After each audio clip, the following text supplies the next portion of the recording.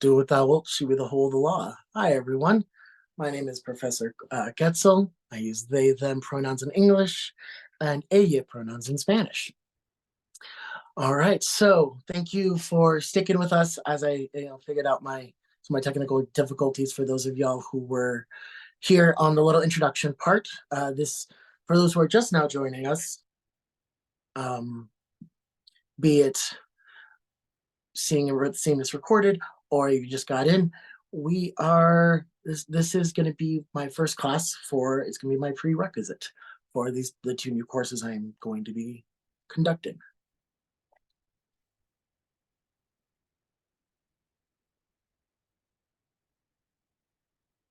All right, so for those of you who are just now joining us again, just watching this recorded or just getting in, if you wish to become a full-time student within my two courses, one being Ceremonial Magick 101 and the other being Latine Spirituality 101, feel free to contact me through the Divination Academy's Facebook or website, and we will get in contact and hopefully start moving forward with these classes together. All right, so let's get into today's topic. This is, again, like I mentioned, my prerequisite, entitled Starseeds, the Lion's Gate, and Magical Downloads, How to Conduct Magical and Mystical Research.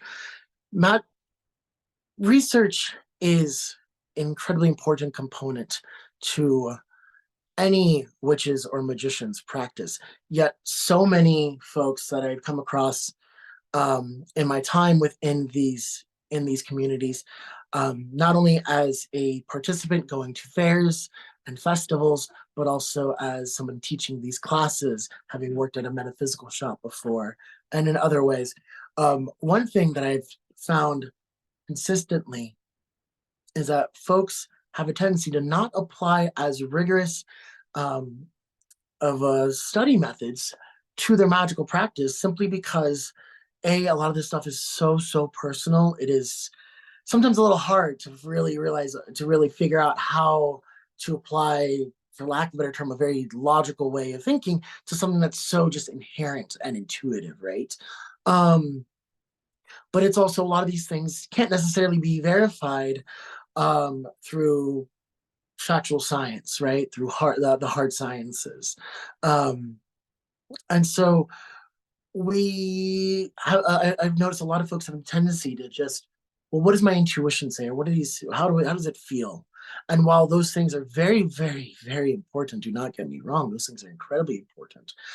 I do think there needs to be a much deeper understanding of what it means to double check our sources, to fact check things, to question every source of knowledge, whether it be a book by a well-known author, a individual sitting in their living room talking to you right now about magic and mysticism. I think always double checking and taking everything into account is important. And so this class is going to be essentially, how can we do that? So again, kind of why this prerequisite is needed. Sorry, just checking the chat. Again, many witches and practitioners don't consider their magical studies to need the same type of rigorous research. This leads to many taking things at face value from possibly unreliable and questionable sources. Now, here's one of my particular big reasons as to why I think this sort of class and these sort of skills and methods are needed. The New Age / light worker to QAnon fascist pipeline is absolutely alive and well, thanks to the denouncement of science and evidence-based research. Just if you're like, these things wouldn't seem compatible. The QAnon shaman, the dude with the buffalo head and all that was there at the when they stormed the Capitol here in the U.S. He ran his own Starseed Academy that was doing something similar to what we're doing here, but he is absolutely, not somebody I would personally feel safe with as a queer trans person of color. Like, it's just right. And he's not the only one. And there's a reason for that. And again, a lot of it has to do with the fact that we're not checking our sources and we're not seeing the roots of things and we're not keeping an eye out for certain things. The other aspect that I think is really, really important is I feel a modern Western oriented reading of Indigenous and African sources can really lead to colonial mentalities which aid in the oppression of BIPOC folks. Essentially, what I mean by that is, like, if you took my Pancatzalitzli, my the Mexica Aztec Winter Solstice class, right? One of the things we talked a lot about, one of the key aspects of that celebration for the Mexica, for the Aztecs, potato there. We can talk about that later. If you haven't, if you're not familiar, was that there was a good amount of human sacrifice that went into that celebration, and reading some of these sources with that sort of, again, that Western colonialist Christian background, even if we're not Christian now, which you don't have to be not Christian to do a lot of these things, right? But a lot of us were raised with that just type of Western, especially in the States, American way of viewing things, that we can come at these sort of documents, right? When we hear the term human sacrifice, we have almost this visceral reaction, right? Because it is, right, something we see as grotesque and savage and barbaric and all these other words that carry heavy connotations. But their reality, pre-colonization, is very, very different than ours.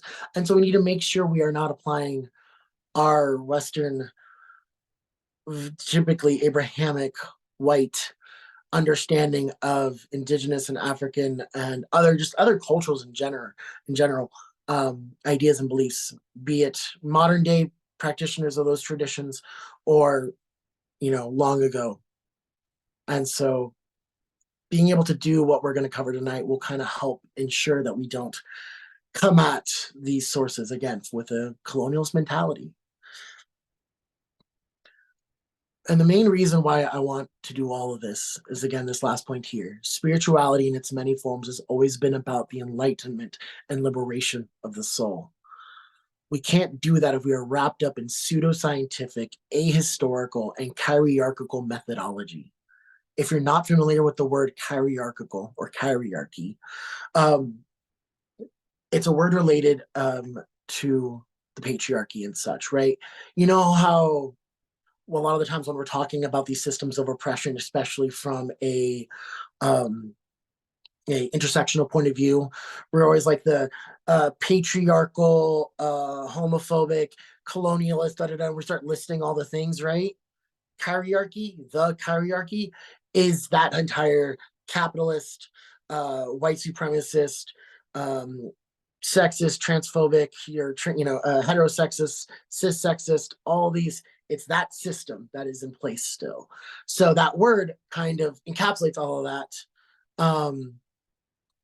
without having to do the whole right, kind of like how some of us prefer to just say I'm queer rather than, or a part of the queer community, rather than say LGBTQIA plus, right? So that's what that term there is. And let's see, just checking the chat. Are there traditions alive that still practice human sacrifice today? Not that I'm aware of. I don't know. And I'm going to be the first to admit that I don't know the answer to that question. But maybe we can find out together while we go through these classes. So these are the reasons why I think we are what we want to do, right? Why we want to do these things.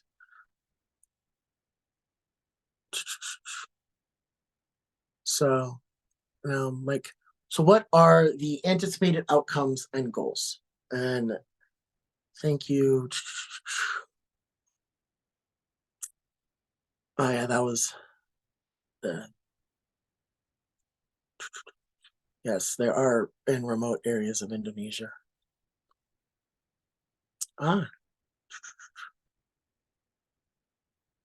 So the anticipated outcomes and goals. Number one, is to increase and exercise our critical thinking skills. I feel like this, we always throw around the terms like, oh yeah, we don't want to be critical thinkers, da da da da. But it's not very often that I think we actually exercise these things. And so we want to. We want to approach everything with a healthy dose of skepticism. Number 2, to learn to question all authorities and sources.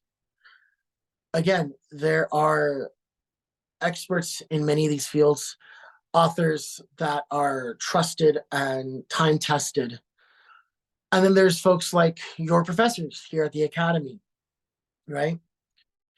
We really should always be a little skeptical, like I said, and question and make sure that the people we're taking information from are people we are comfortable with. But the thing is that even this one's a little nuanced, right? Because as no one's perfect, right? Let's just, for example, I'm going to take myself. I I have not been the perfect person. I will be the first to admit that. There are people that I'm probably not their favorite person in the world, and people that just, right? Again, everyone has made mistakes, and I will tell you, I absolutely have. And so with that, there might be somebody out there who say you take these courses, you learn these things from me and with us as a group, as you're with your registered students, right? And you meet somebody who's going to be like, well, no, I'm not that person, Professor Quetzal, not really my bag, not really my thing. And so I'm just not going to, if that's where you got your information, I'm just going to, take that with a grain of salt, right? They are within absolutely their right to be able to do those things because, again, if your sources, right, if your sources are in any way human, as we all are, or in any way just personal, or you've spent time, they just, yeah, if you are sourcing it from anybody or anything, really, right? Again, the title of this class having magical downloads in there, right? So maybe not human per se, but right, like at all, you're thinking about it through, right? Taking it from other people. No one's perfect, and other people have every right to be like, well, okay, what else you got though? So again, with that, fact check me. Make sure I'm on my stuff, right? Don't just take what I'm saying with it, all perfect. And that should be for everybody. And we really should again be questioning all those things, anybody we get information from. And that with number 3 is to learn to be okay with and appreciate being incorrect and or corrected. That is so important. Again, like I've mentioned, I've messed up a lot in my life, right? And people being able to take the time and have the patience with me to learn and be like, hey, kind of need you to check these things, or hey, that information you told me, right? Not actually, that's not entirely true. I'm going to talk about my latest experience with this, with being corrected, because I had some information that was like, oh my God, I can't wait to find the true, like the ultimate source point for this class. And in doing the research for this class, realized no, I was actually wrong on some things. Wasn't fully incorrect, it wasn't fully correct either. And honestly, it kind of excited me. It was fun, right? And so we should be always open to being corrected and learning something new. And that it's okay to have been wrong. That these, that's totally fine. I've met so many people who are just, they don't like being wrong, but I mean, chances are we're going to be. It's how we learn, right? Point number 4, to decolonize our way of thinking to ensure our spirituality celebrates and respects all paths and cultures. Again, this goes back to one of the previous point in the earlier slide. We really want to make sure that we're coming at everything with the most open and wide and understanding lens. And so if we can learn to be critical of our sources, if we can learn to look for these red flags and these dog whistles, whether than in historical texts or modern, we can really make sure that we are coming at everything fully open, and being able to allow each of those cultures, each of these groups of people to be able to speak for themselves. And I think that's an incredibly big thing.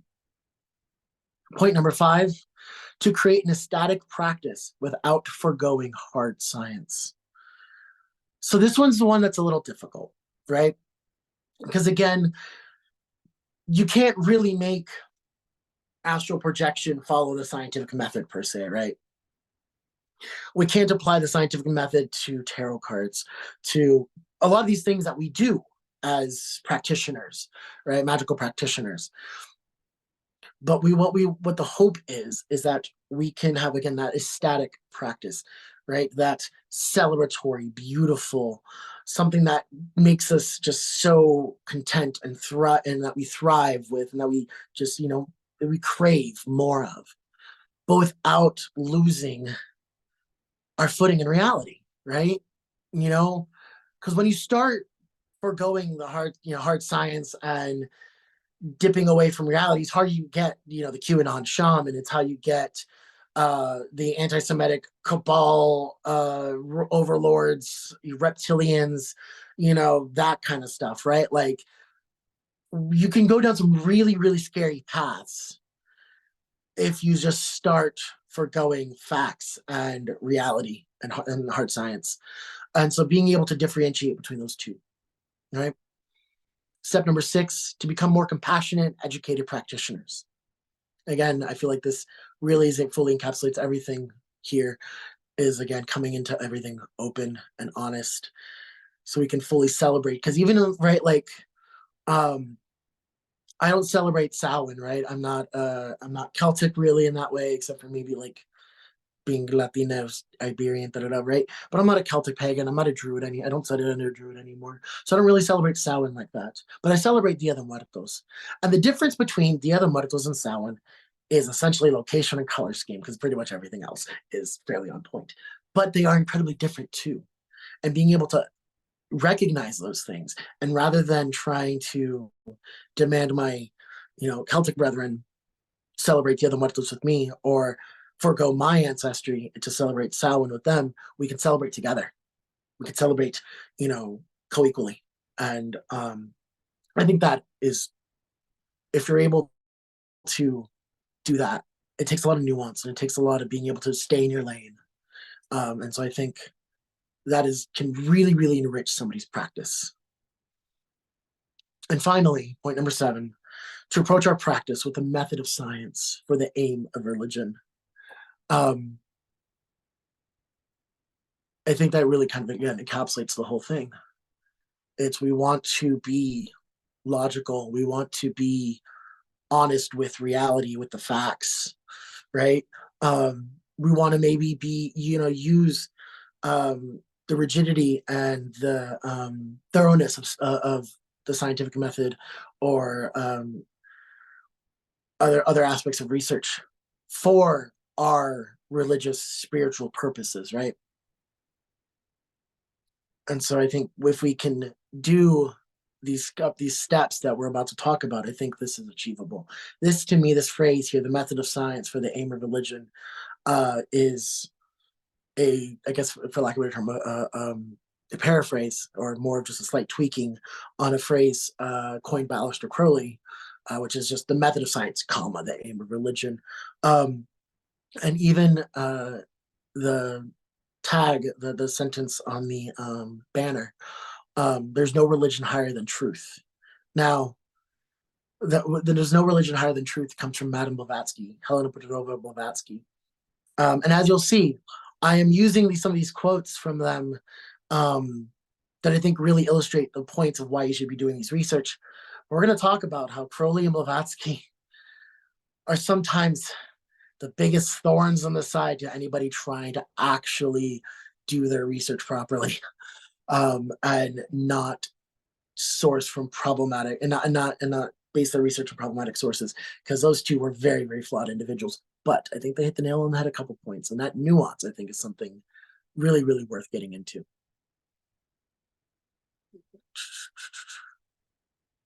All right. So, Professor Quetzal's 9 Steps for Magical Research. I thought that felt fancy when I named it, so I liked it. Well, step number 1, and we're going to go through these just in this list, and then we're going to break them down a bit more. Step 101, research about the topic. And this is not, and again, we'll go more into details of this, but if you're reading a book, research about the book. Research about the book. That's what I mean by that. Step number 2, know what traditions to actively scrutinize regardless of one's own opinion.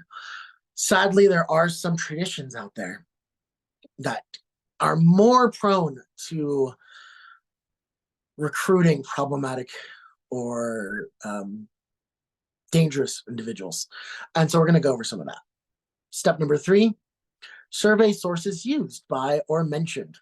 So check the back, right? Check the back of the book. Just because this author, you like them, doesn't mean what they're saying is completely true if their sources aren't very good, right? Step number 4, remember the historical and cultural context of the work. That's very important and sometimes hard to do in today's climate. Step number 5, do not conflate the occult sciences for hard science. I feel like we've covered that a little bit. We're going to talk about it a bit more. Step number 6, actively look for dog whistles and red herrings. For anyone who doesn't know what a dog whistle is, it's when you say A, but you mean B, right? That sort of thing. Step number 7, fact check mundane facts. It's a really good way to tell if they're magical information, which is step number 8, verify magical information. It's a good way to tell if you can trust their magical information if they're getting their mundane facts correct. If they're not, then everything else is getting thrown into question. Again, number 8, verify magical information. We're going to talk about how to differentiate mundane facts and magical information, and how that can be done. And number 9, reevaluate personal feelings towards the source, i.e., if you're not comfortable with what you uncover, find a new source.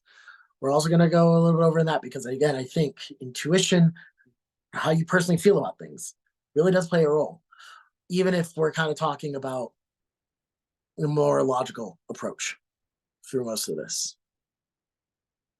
Cool.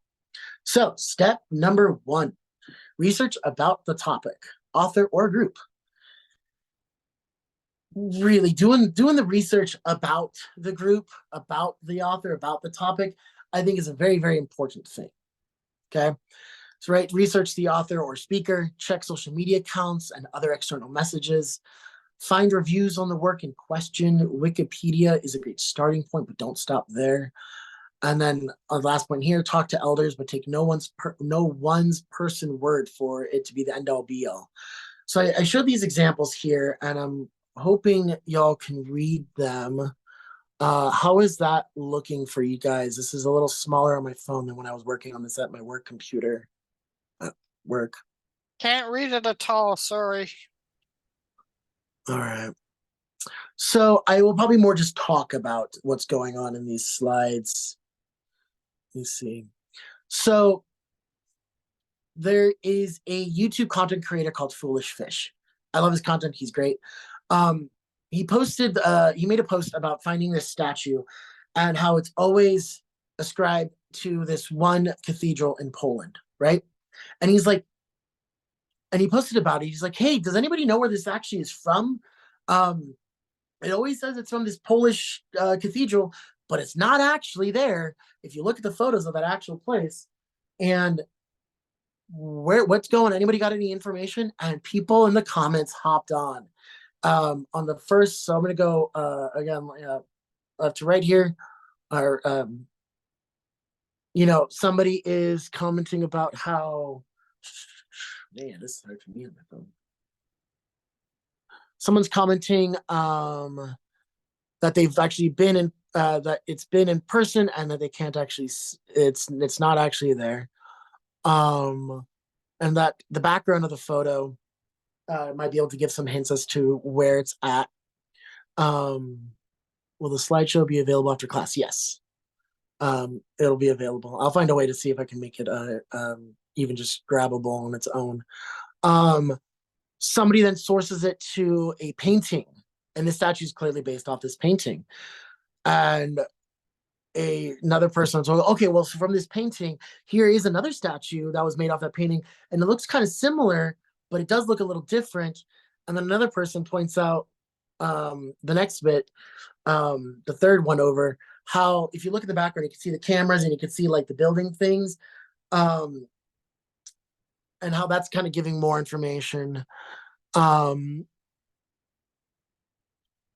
and then the last one is just is folks kind of confirming that, like, yeah, it definitely looks like it's from a movie from 2004 2008,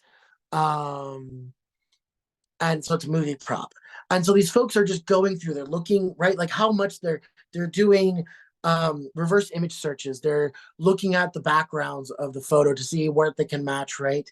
They're, rather than just sharing this meme that I've even seen come across my feed, for all I know, I may have shared, I don't remember, probably. It's a cool Lilith statue, right? Looks like a Lilith statue. But even the artist, right? The artist here cites the painting as an incubus, but it's a feminine bodied demon, and so thus it's more of a succubus. And so, or flipped, if I can never remember those two. Definitely. See, like I said, don't take my word for everything. And so the way they're just even in Facebook comments, how they're going through and just looking at every little thing and the possibilities of what it can and can't be, and ruling out this and ruling out that.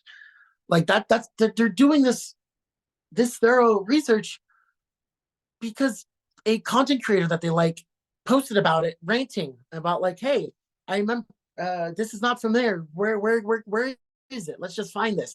And it does nothing for their practice. It does nothing for their personal gnosis and enlightenment.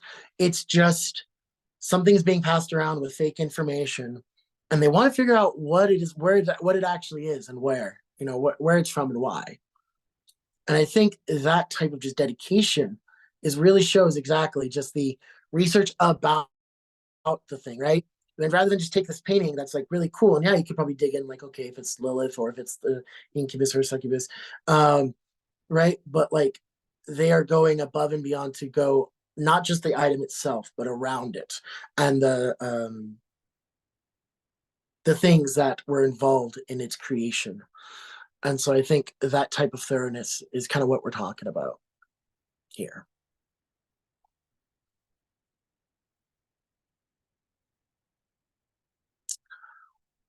The other thing with researching about the topic,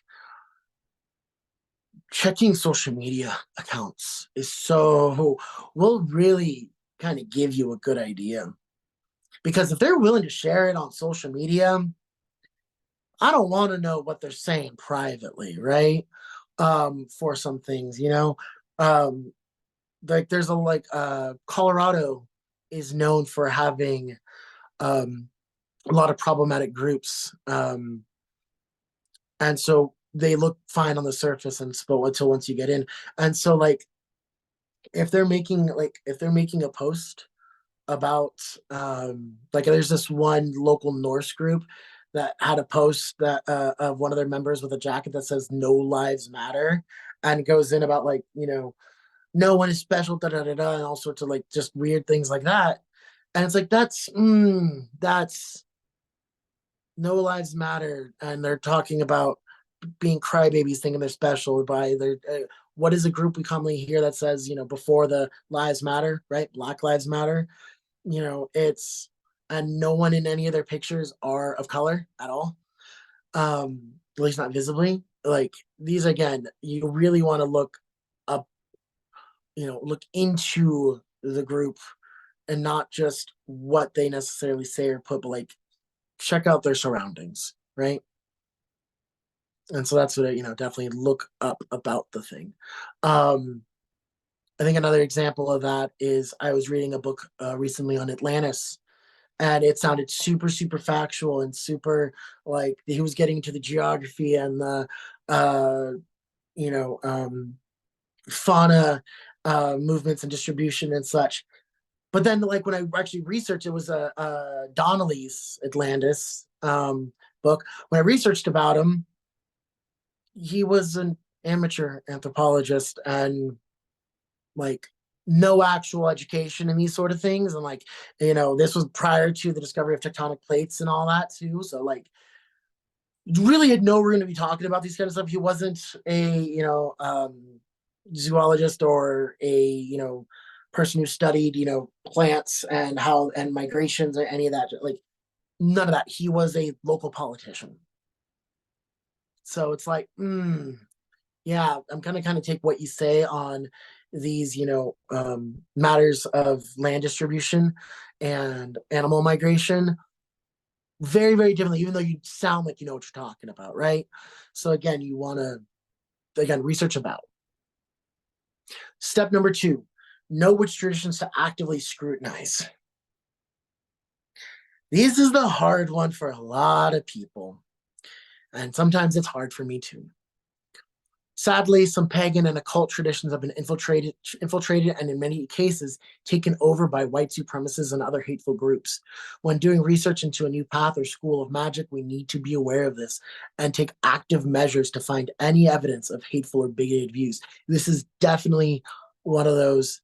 The key point here is the key point here is really kind of got to look for some, right? You got to actively try to see if there's some bad things going on. This isn't sadly innocent until proven guilty. It's kind of the other way around sometimes. Those traditions that generally need some extra scrutiny, Norse and Asatru traditions. Again, like I said, there's a local Norse one here in Colorado. That's a little not okay. Left hand path traditions, specific, especially theistic satanic groups. There's a lot of neo-Nazis in the satanic and left-hand path and occult traditions. It's definitely something you want to keep aware of. Dianic Wicca. Dianic Wicca is perfect breeding ground for TERFs, trans exclusionary radical feminists, right? Transphobes, cis sexists. And of course, tantric practitioners. I feel like that's the classic, the white guy who's never traveled outside of Ohio. That's just like, oh, I can show you some tantra. Come to my place at 8 o'clock. I got a bottle of wine, right? Now and it feels like it's kind of more the classic example. And so here are some examples for Dianic Wicca. I have Z Budapest here. If you bopped around Wiccan or pagan spaces, I feel like most of us at least heard of Susanna Budapest. Here, this is a Facebook post from her. You can kind of see her name. It's a little cut off from the screen cap, but she's posting saying, I am disturbed by the relentless hatred against women, feminists, and elders by the so-called trans folks. Who finances them? It's got a lot of Rowling vibes, maybe even a little more sinister. Budapest was known for doing skirt checks, like during her own women-only rituals, like making women drop trow or lift up their skirt to prove that they didn't have the penis, like right? Like you really want to be careful in Dianic Wiccan circles, especially if you're queer or trans of any way. And again, damn, the Norse Asatru Satanist groups are two of the most common traditions to recruit, promote Nazi ideology. The one in the center, Wolves of Vinland, are a known, were a large neo-Nazi Asatru group. They were categorized by the Southern Poverty Law Center as a hate group. And then here on the other side of that, you have the Order of the Nine Angles, which are, you can see one of their members reading one of their books with a Nazi armband there with the swastika. The Order of Nine Angles or associated members have had their hands on so many left-hand path authors and traditions and publishing houses, and these guys are like have actually like some of their members have been convicted of murder, and like they're not you don't want to mess with them bunch. And again, both these groups are present in Colorado. So we really want to be careful of who we're associating with and how we're finding things, right? The Order of the Nine Angles, though, the joke, they're definitely scary, but I just kind of got to share this tidbit because, oh man, the comic book writes itself. They are a group of Satanists, theistic Satanists, so they believe in a literal Satan, um, who believe it is their job to cleanse the world, this world, of all not, or it is their job to build a all white society here on planet Earth, and then travel into space and cleanse the universe of all non-white races in space. Satanic Nazis in space. Seriously, the pulp fiction comic book writes itself. But also, like, stay away. So again, these are why we want to make sure we look at social media, we vet, we um, kind of just keep in mind that some of these traditions, you just kind of got to be careful. And as somebody who is more into the occult and has a whole left-hand path section in my library, I spend way too much of my time having to vet some of these left-hand path authors, but you got to do it. You have to. And because otherwise, again, you're going to wind up in some really uncomfortable stuff because the Order of the Nine Angles, they don't always promote as them, as that name. They always got, their hands in other places. So, step number 3, survey sources used. Always be aware of unreliable sourcing by authors and content creators. Much of what goes around tries to pass itself off as genuine, ancient, or cosmic knowledge, but in reality is the creation of pseudoscience attempting to justify racism or pop culture, pure pop culture fiction. So I'm going to let's start with this little, the one on the right, the root races and sub races. Atlantis and Lemuria were developed as a way to explain Aryan superiority. The concept of root races comes from Theosophy and Blavatsky. Again, Madame Blavatsky being the one that tonight's title card, right? There's no religion higher than truth. Well, we kind of know that these idea of root races is bunk, but yet she was still kind of promoting it. Not kind of was. Lemuria and Atlantis were the concepts were developed, the ideas of, like, right, I remember when I worked at this crystal shop, folks would talk about these certain crystals of coming from Lemuria, and you can access these downloads by tapping into these crystals, right, of these like super race, super beings sort of thing. All of that literally comes from the Theosophical Society, and trying to explain why, explain Aryan superiority and why white folks were more evolved and particularly spiritually evolved than everyone else. If you see here, this is a diagram, and again, it's a little hard to see, but this diagram is from one of Blavatsky's books, where she says, so the idea of the root races, if you're not familiar, because right, was that humans were evolving, um, and as each one evolved and reached its precipice, another one evolved and would be superior and more advanced, right? Like, it's very got a lot of natural selection vibes. And so that here it says some not very good, not very fun words, essentially for Africans and Black folks, that they came from Lemuria, and Lemuria is literally named after lemurs. So again, monkeys. So again, weird implications here. And that is why they're one of the lowest evolved people and cultures here today. And that next was the Atlantean race, which they described as the Toltecs, which would give way to the American Indians and the Amerindians, and several other races that were, again, now, they were great, superior Atlantis, right? But then the ego and all these negative things dropped the whole thing, right? And again, so now they are, Blavatsky, some of these authors, these theosophical authors, go in talking about how they're now just corrupted remnants of these once great races that are just essentially waiting to be they're going to die off eventually. And that is why the Aryan race is now the superior one, and that two more will come after, before humans on this planet have reached their full evolutionary state. So when we're doing research into these Atlantean concepts, these ideas of Lemuria, and all these things, this is where it comes from. So we got to really keep that in mind. I say that as somebody who loves the Legend of Atlantis and the Disney movie and like the actual ideas behind it, like the philosophy of their religion. Like, we really got to be careful because that's where it comes from, right?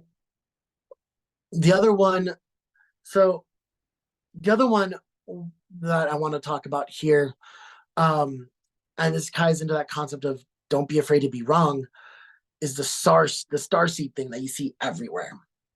This book in the corner, Brad Steger, The Seed, that author is the sole source for starseed stuff. Apparently, there's an idea that Timothy Leary may have coined the term just before Steger used it. But this guy also wrote books on how to find Bigfoot and UFOs and werewolves and other swamp creatures and just cryptozoology and all sorts of stuff, and how to tell if you really were one of those.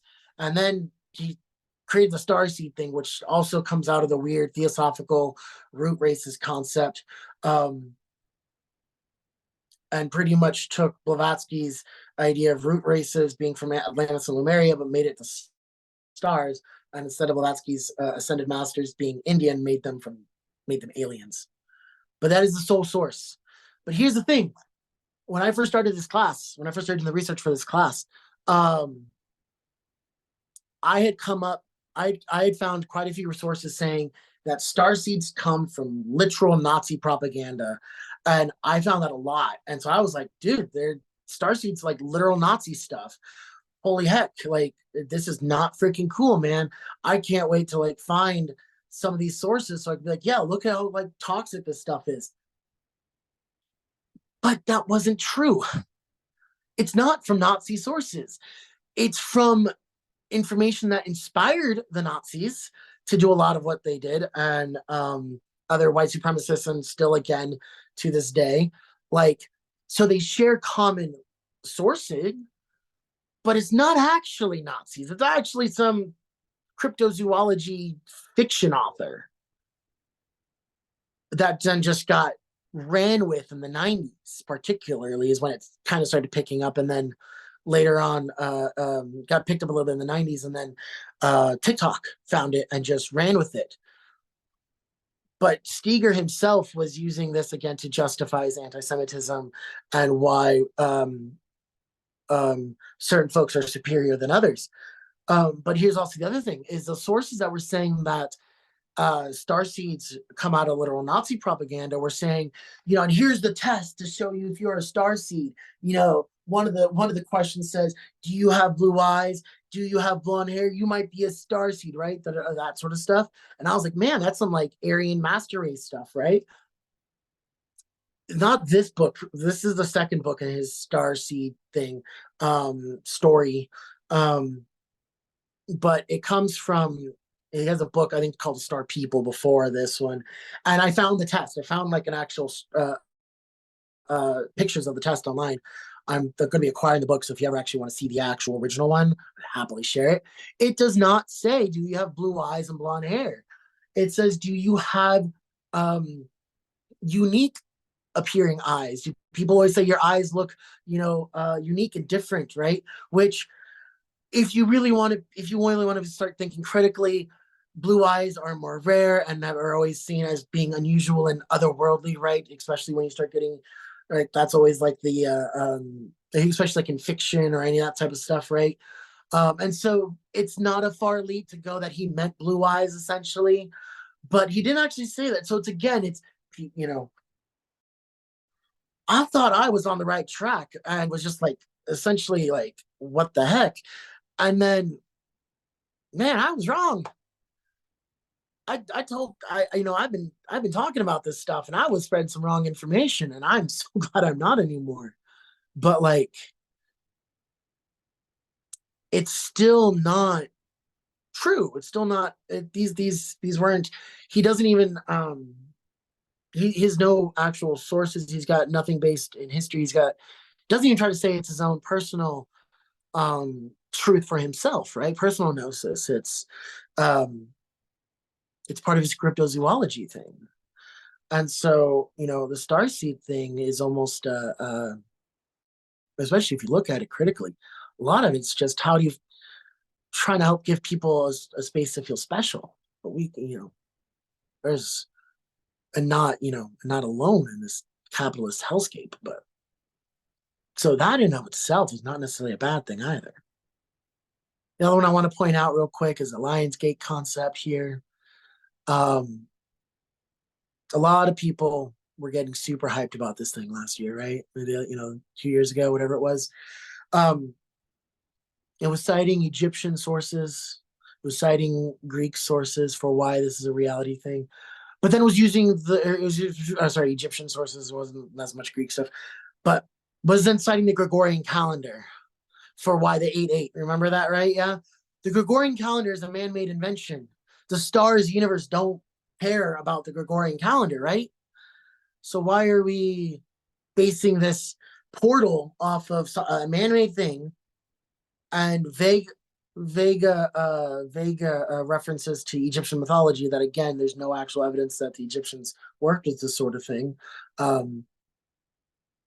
And the reason I kind of am ranting a little bit about these particular bits are we checking these sources are super important, but more than even just I want to make sure I get my facts right. The one thing that we have in common between the three of these, why the Aryans are so special, why the Starseeds are so special, why the Lionsgate was so special, was that it was special, right? The Lionsgate, if y'all remember anything about this, was about like manifest your wildest dreams, make all these things come true, really, do all these things you've been wanting to do that you just haven't had the power to. We're witches and magicians. We don't need fabricated fiction or pseudoscientific racism to tell us we are freaking awesome, that we can do anything that if we set our mind to it, right? In my tradition of Thelema, we have a saying that every man and every woman is a god. Curley would also later say that an intermediate sexed individuals, he was including trans folks back in the 20s, the teens. And that idea is that we are all each divine, right? We can create any reality, anything we need, whenever we so like. We don't need to be star seeds. We don't need to be lions, using a Lionsgate thing that, right? Like we can just do these things with our own skill, with our own intuition, with our own intellect, right? And that's the thing I think of a lot of these things is when we don't do our research, when we take for granted what a lot of people are just telling us, right? That we can be special, that we can do these sort of things. We give up our own agency, we give up our own power. And I think that is probably one of my biggest issues with a lot of the misinformation that goes around. And when people don't do these things, what actually happens? Because again, in my personal opinion, we are all God, the one God. And how dare anyone tell you you need some man-made thing to be able to utilize that power? You got it. So when we, check these sources, when we find the truth from some of these things, it allows us to take our power back. And I think that's one of the biggest reasons why we should be doing these sort of things.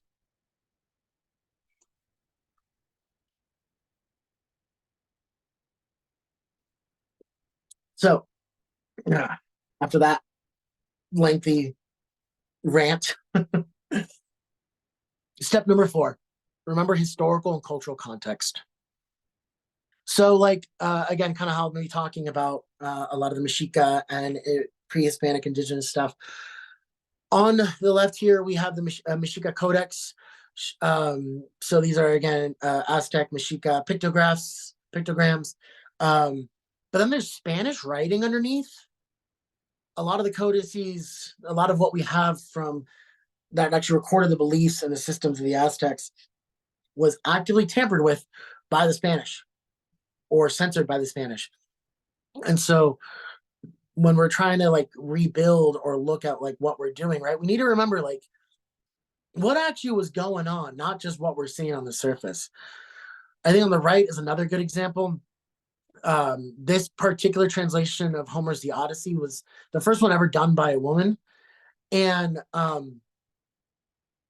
in her research, she found what a lot of these men, when they were translating the Odyssey, a lot of these words used for like, you know, prostitute or, you know, temple whores or any of that stuff had all these negative, right, connotations. Were not the actual words used in the original language. Like the word for whore was different and not actually that the word used. Like it's, but these men, these Christian men were applying their patriarchal worldview onto the translation, onto the story itself. And that, you know, we now have an idea of like, oh, this everything we've been reading, right, you know, in some of these old translations is entirely filled with personal opinions and not an actual translation, right? And so a fun recommendation, I definitely recommend this version of the Odyssey if you're going to read the Odyssey. Because of that, I'm really hoping she does the Iliad next. But always being critical and not, again, not taking anything for granted, right? Like remembering the cultural context, can't be applying our modern values and morals and context onto these ancient or old things, or even just different cultural things. Again, down here, just kind of reiterate what I said. We need to ensure that we don't apply our modern sensibilities to historical writings or ideas, nor our Western ways of thinking to other cultural traditions or stories. So we really, yeah, definitely want to make sure we're keeping just that context in mind.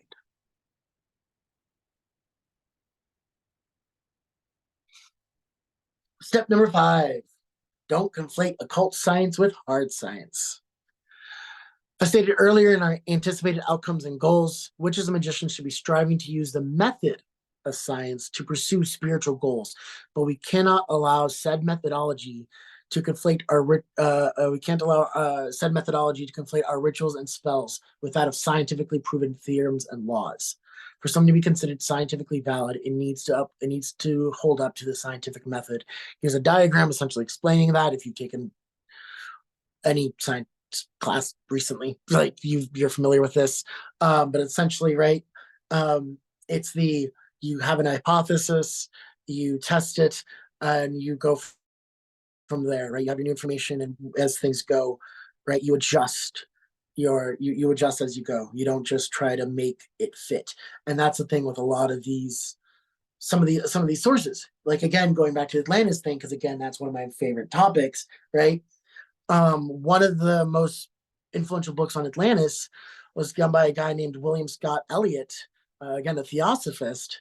Theosophists. Um, Theosophy is actually not is pretty gnarly in some ways. It's actually pretty cool. Others, but he wrote, again, one of the main books that people source for Atlantis information and Lemuria information. He wrote it because C.W. Leadbeater, another theosophist, was scrying and got these visions of what Atlantis looked like, what Lemuria would look like, and what society was like, what the magic they were doing. And then he went out searching for evidence that backed up the scrying sessions, and pretty much cherry picked what would fit. And then when there was nothing to fit it, he just filled in the gaps with the visions, rather than realizing, hey, well, maybe that's not entirely accurate. Then, you know, we can't make our goals, our end goal, fit. We can't be we can't make the evidence fit the answer we want. That's just not how you do things, right? We need to come in with open minds, open curiosity, and willing to accept whatever truth actually comes our way, not just this, you know, if it doesn't, just because it doesn't suit your desires doesn't mean that's not the reality of the situation.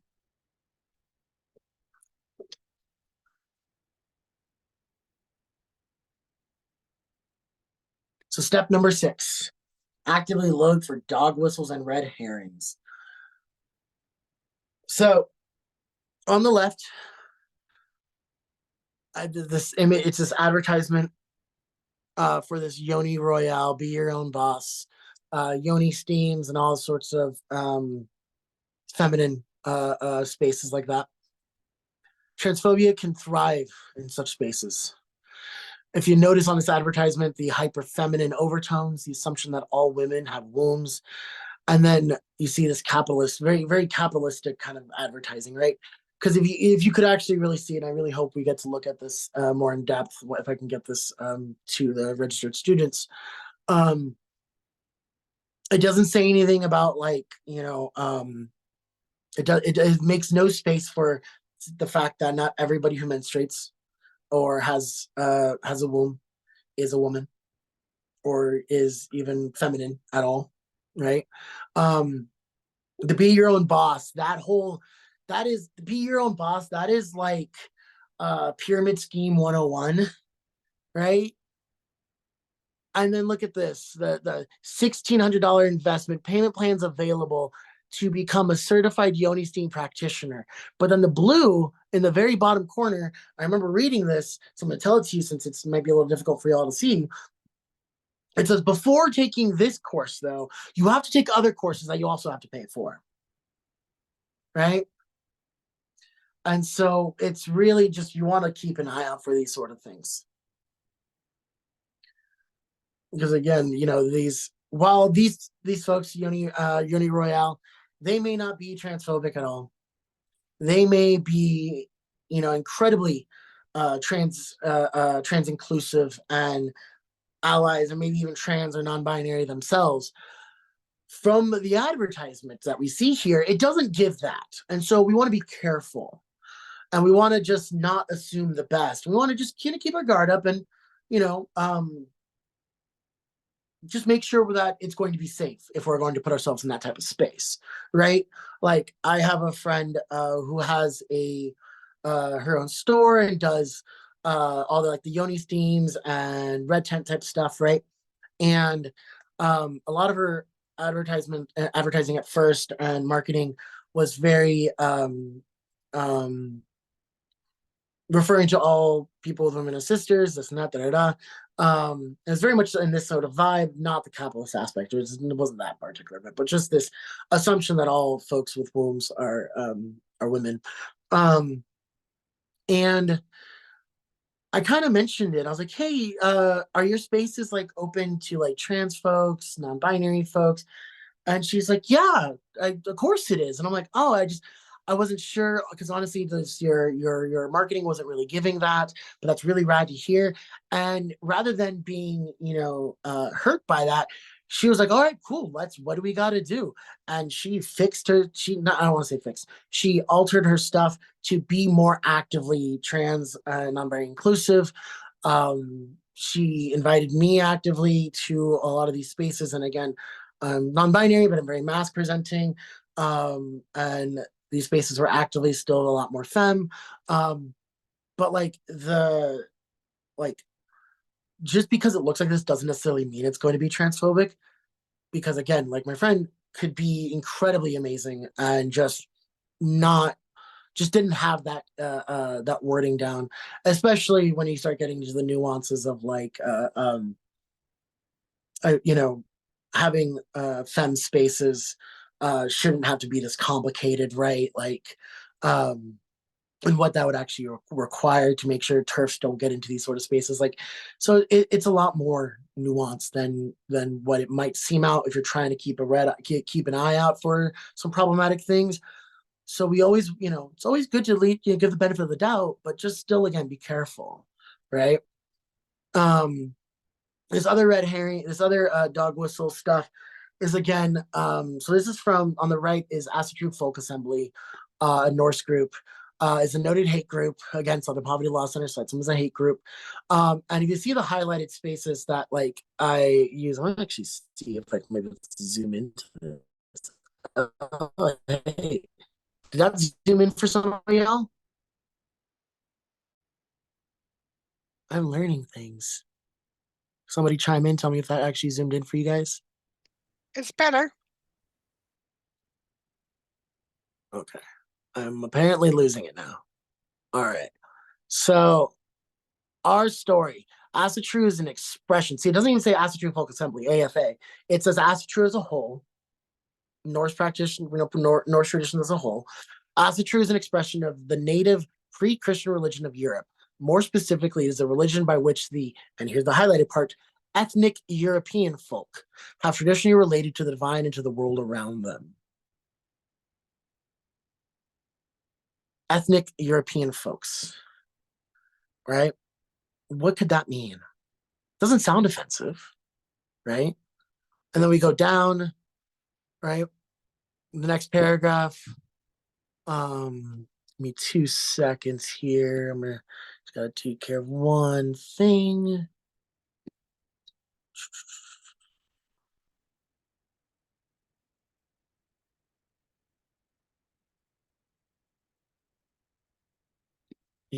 Sorry about this, y'all.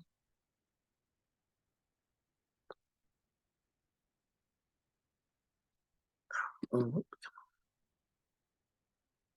there we go. All right, cool. My phone is doing a little weird thing. All right, so second paragraph. Um, we may refer to ourselves as American or English, Germans or Canadians, but behind these labels lurks an older, more essential identity.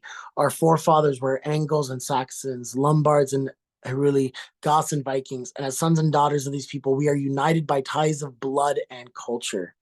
Again, that highlighter, united by ties of blood, right? So again, not anything technically terrible, right? And then we go down again. And then the highlighted, the soul of Asatru, however, is not confined to the Scandinavian model, but encapsulates the belief of all the ethnic European folk. So again, united by blood, ethnic European folk, ethnic European folk. This is right. These are dog whistles. These are essentially saying they're whites only. We might as well say whites only. Because here's also the thing: ethnic European folks, um, Eastern Europeans and Northern Europeans are quite different cultures, different food, different traditions, right? Like, I mean, the French and the English are a channel away from each other and have hated each other. But here, no, they're they're they're the united by blood of the ethnic European folk. That's where we so like again, nothing wrong with having it's like it kind of goes back to like the right, like having white pride, right? Definitely terrible. If you want to have pride in being Irish, awesome, right? Um, Pride in being Polish. That's super cool. I was hanging out with a Swede the other day and he was like super like into it. Like that's super cool. But like, yeah, this ethnic European folk stuff, that's the kind of things we want to look out for when we're reading, when we're looking at sources. We definitely because those are the things that are easy to overlook if we're not paying attention.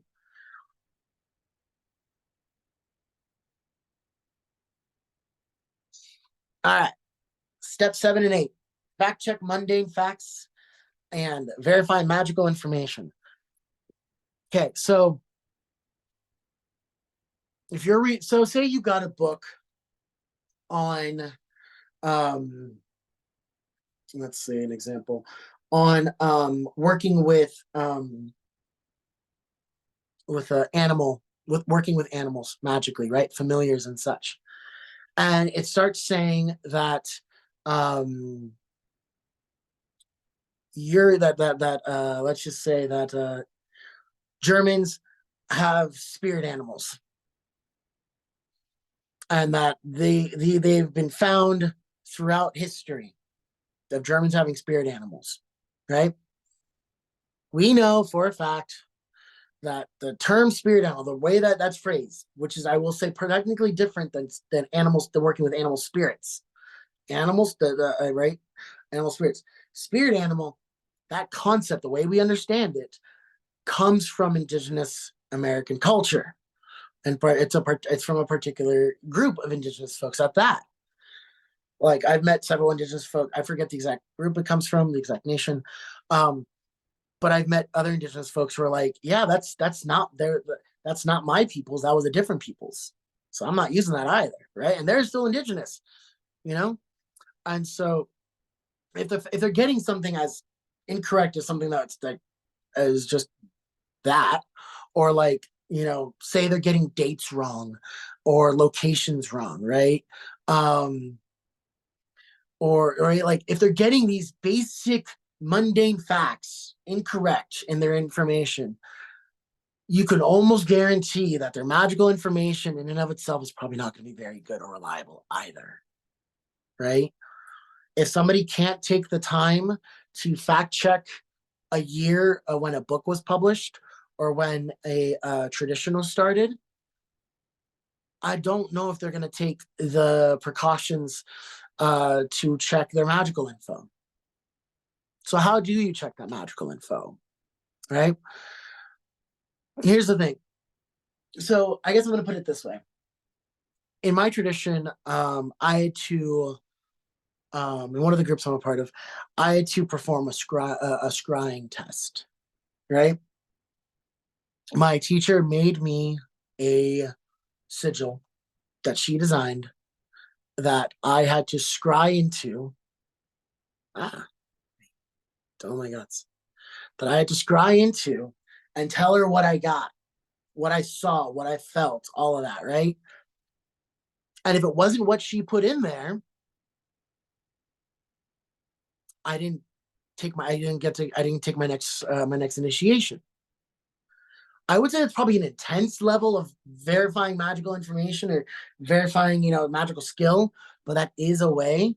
And I just, that basic premise of, if if you've read, say you've read, 4 books on astral projection, right?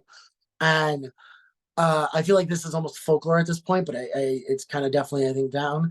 4 books on astral projection. They all say, don't go to the dark corner where there's no light, and just write the dark corner, right? And then the one book is like, the dark corner don't exist. Doesn't even mention it. Says it's safe to go everywhere, right? Well, if majority of people have said, well, in my experience, I have done this, this, and this, and I've seen, I took step 1, step 2, step 3, and got this, and multiple people have been able to do that, chances are the one that's like, not really, might be not the most reliable, right? Obviously, that is not a foolproof situation, because again, type in starseed to TikTok, and how many people are going to get talking about starseeds versus just me over here being like it's literal fiction. But it's a good way to check your work or check other people's work, right? If they say like these spell books, right, that you can get you can get any metaphysical shop, like Cassandra Easton's 1001 spells. She's got, like, her stuff is so simple, it's so cool, right? You're like, great author. Try out some of the more chill spells. See if you get the results that she says you're gonna get. If you don't, check your work. What did you do? Did you do something wrong? Did you substitute something? Did you do it by the book? Talk to other people. Hey, did you try her spell too? And did you get anything? Oh, you saw a mouse instead of a bird, and we're supposed to see birds. Like, that's kind of like, look at what else is kind of happening and how others are also receiving the information, right? Magic is a tradition.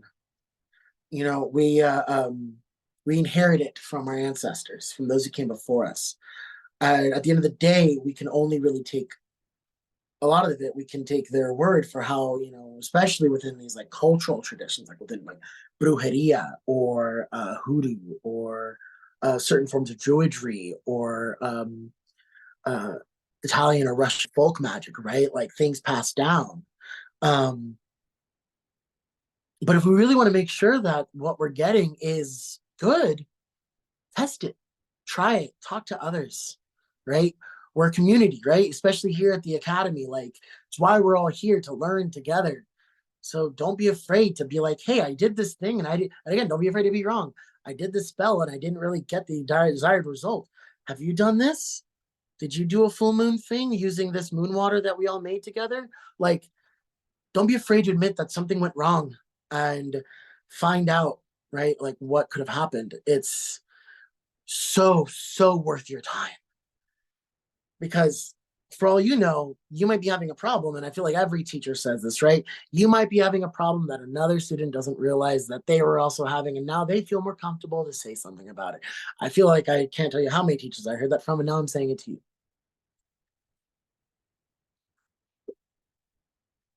But yeah, make sure they got their real world facts correct and test out their stuff. See what others are saying about it.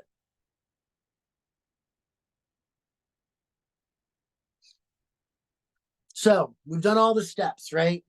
We have we have scoured social media sites. We have looked up for dog whistles.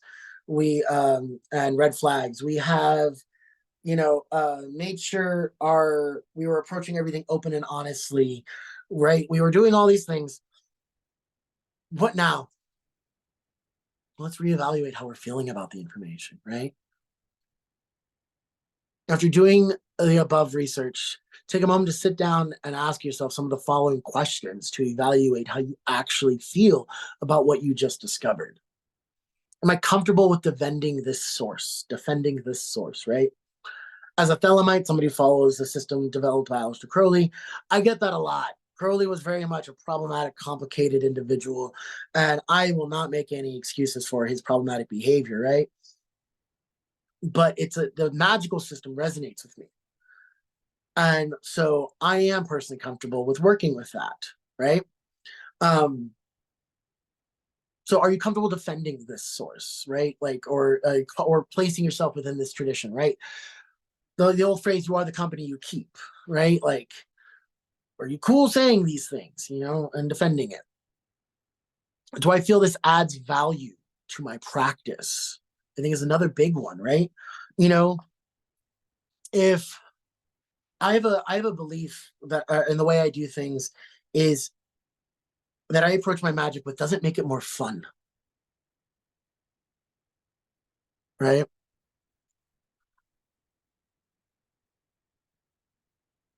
All right. I'm just reacting to somebody. Let me take care, Miss Adams. I hope you definitely chilled. My apologies if things got a little heavy there. Um, but yeah, does this fun? Does this, is it more fun for me, right? You know, um, would like okay, like I said, for me, the Atlantis thing, right? I think it's really cool. It doesn't really like, yeah, it's got a lot of like problematic origins and all that, but like there's nuggets in there that I think are very interesting. And I think it is worth my time to dig through some of these things. And so it does add value to my practice for no other reason that it helps me be practice my critical thinking skills, and it helps me um, know how I want to be and what I want to be, right? Um, and how I want to present my information, right? And so like if it's something that like the Starseed thing, right? It's fiction from a cryptozoologist, but if it helps you and it makes you feel good and it and it really, like, it gives you a framework to work within, dude, go for it, right? Just be aware of the fact that, yeah, it's, you know, that it might be an aspect of your own personal path, and that's not a true reality for everybody. But if it has value to you, ain't no one to tell you what you should or shouldn't be doing spiritually in that sort of way, right? You know. Next point: did I make any rash choices in claiming to follow this that I now wish I hadn't? Right. Um, I think a lot of folks will get into something and be like, I'm this now, and present it to the world, and then until they get into it, and they're like, actually, that was a little, right? Be okay reevaluating your current stances on things. Um, I feel like that's probably, I should have probably worded that a little better. Be okay reevaluating your things and questioning the way you've been doing things, right? I think the last question here is kind of important. Am I ignoring anything I've found because it makes me uncomfortable and I wish not to address it? I feel like that's fairly direct in there. Is that like, um, are we sweeping things under the rug because it makes us uncomfortable, and we don't want to deal with that, right? We want to just be able to say that, um, yeah, right, that we do these particular traditions or things, and there's no consequence because there's nothing bad about it, right? um like a common thing you see a lot is, um light workers refusing to do shadow work, right? Because I'm a light worker. I do these, I don't work in the shadow. I don't work with heavy things. I heal. I do this. I do, right, all that kind of jazz. I can't tell you in my time in these communities how many light workers, self-proclaimed light workers I've met, who, when you dug and you kind of got into it, they were just not addressing some underlying trauma, something they were ashamed of, right? Um, and they use this facade to just, you know, um, to pretend, right? Spiritual bypassing, right? Um, and so we want to make sure that, like, we're not doing that, that we are fully honest with ourselves and willing to admit that, hey, maybe this thing I'm latching onto is just trying to be a cover for my shoddy behavior, right? Gods know I definitely have done that in the past. Like, you want to make sure you are honest with yourself, because that's how you're going to ensure you don't hurt others, but also that you don't get hurt yourself, right? Or even put yourself in like literal danger, like if you find yourselves with some, like, you know acid tree assembly folks, right? Or Order 9 Angles guys. So kind of like, take a moment, like, what other questions would you ask yourself when evaluating your feelings?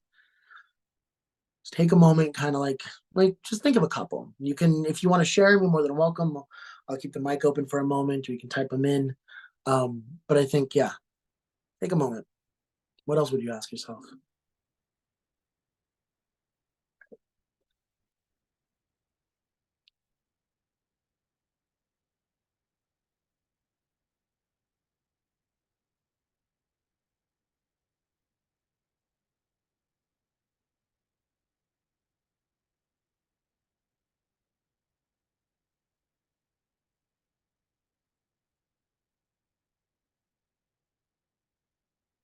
So, what now?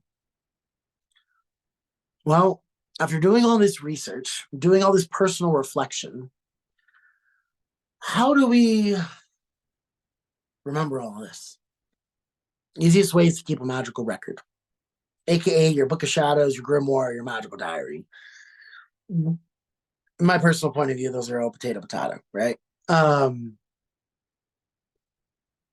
I feel like there might be subtle differences, but it's, um, essentially all the same thing, right? They're magical records. A lot of a very common form of magical records. Keeping a magical record. A lot of the things that they contain, right, are like the date, time, and location of your work, your spell, of what you're doing, right? Especially if you're doing ritual or spell work, the placement of the sun and the moon, desired goals and outcomes, any tools or weapons used, emotional state, and then a detailed description of what occurred during the ritual, right? But also like things you've researched, like write them down. Write down like, oh my god, I found this, and put down the page number, and try to just keep a record so that way you can go back, right? Um, I'm really bad at keeping a record. I'm just not the habits. Too neurodivergent for habits sometimes. But keeping a magical record will allow you to go back, because here's also the other thing is, like I've done my research on the Starseeds prior, and then now doing it again, I realized I wasn't fully right. I had to refine some of my old sources, and it took me a while, right? If I would have wrote down a URL or an article name, I would have been able to Google that a lot faster, you know. So learn from my mistakes there, and keep things down, keep things noted, because that'll allow you to fact check yourself again later. Because again, what we know now might not be true later on, right? Um, I mean, that was like the thing with a lot of like Atlantis and Lemuria stuff, is tectonic plate movement hadn't been discovered yet, and so they were trying to figure out how, like Lemuria was literally named Lemuria because they wanted to explain how lemurs got on Madagascar. Lemuria, lemurs, right? And we just tectonic plate shifts weren't that wasn't a thing yet. We didn't know about it. And so they were hypothesizing about what could have been it. And ancient lost continents was one of the ideas that stuck with the occult world. The science world used a lot of the idea was a lot of land bridges or rafts, right? That lemurs' ancestors took from Africa to Madagascar. But yeah, keep that magical record, because it'll really, really come in handy when you're trying to just kind of figure out your path and figure out what's going on. We're fact checking sources. So we're coming up almost on time here, but a couple more things I want to mention. Especially once we take into account our personal feelings and such. Unverified personal gnosis, or I've also heard it referred to as unique personal gnosis, or UPG for short, is an incredibly potent and powerful thing, right? And I think that's something that I think a lot of folks don't keep in mind, right? That I can't, because you were scrying something and got these visions or got these quote unquote downloads, right? And were revealed these truths, does not mean they're true for everybody, but it can very well be true for you. And it can heavily influence how you practice, and can heavily become an aspect of how you move through the world and understand spirituality and how you understand certain texts and things, right? But it doesn't make it a universal truth, right? And that happens so much. People take their own UPG and start making it a reality for everybody, right? Granted, that's can be you can start sharing your UPG and you start getting into SPG, shared personal gnosis, right? Um, a Another individual, one of the Facebook groups I'm a part of, spelt out these definitions of UPG, SPG, and VPG, which they said verified personal gnosis is what VPG stands for. And I think this is a very good example. And I asked them if I could screenshot it and use it in this class, and they said yes. So I'm really glad they did. So that's really cool. UPG, a spirit told me this, and it kind of works for me. SPG. I shared my UPG with others who work with the same spirit, and it kind of works for them too, right? And it's like, and I think that's how like these different traditions start. How Thelema, Wicca, different just different practices, right?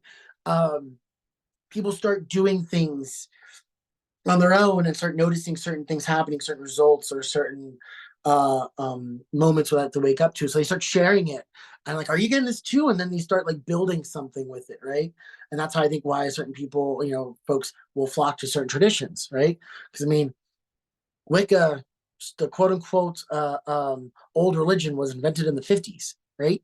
But it has taken the world by storm because the one man's UPG was shared, and it really, right, it it changed the world, right? It made things like this academy, right, possible. And then VPG, you know verified personal gnosis, a spirit told me a thing, and I did research and confirmed through reliable sources that it was something that people in the past made use of, right? So say you take your UPG and you go through these 9 steps with it, and it holds up, and it becomes SPG because you share with others, and you find that they're also, right, getting the same thing, the results, when they're scrying certain things, or they're doing certain spells, or they're thinking about something, right? You can start verifying it, right? Especially if it holds up to you know facts and tradition and such. um, and implement and keeping this in mind when, as we go through and as we research and as we keep our records, I think will heavily influence our heavily impact our practice, and really just make it that much more solid and real for us, right? um I have a little curly quote here. I kind of talked about it also earlier. Each one of us is the one God. And so with that, in my particular point of view, um, we all have the ability to make our own paths, right? Like, a lot of people get caught up in, are you a Thelemite? Are you a Wiccan? Are you a Satanist? Are you a witch? Are you a da da da da da? Right? Um, Sometimes your path is just yours, and so long as we're not using it to, you know, colonize spaces and perpetrate the hierarchy, right? And hurt others, or put ourselves in dangerous spaces, then really, why not do your own dang thing? So with that, I have this little meme because I love this meme, and I think it's accurate.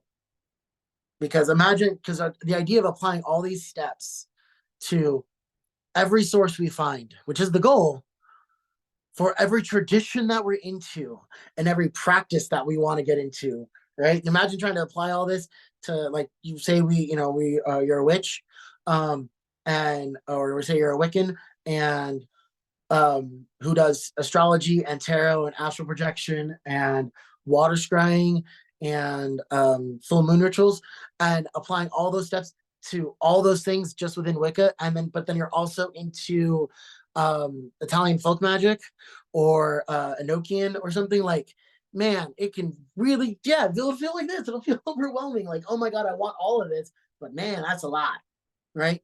So don't be afraid to take your time and dig in little by little, because we do not want to get overwhelmed like this, because these types of demands of what we should be demanding from our sources, and our research, can be a lot, but it's definitely worth it, I think.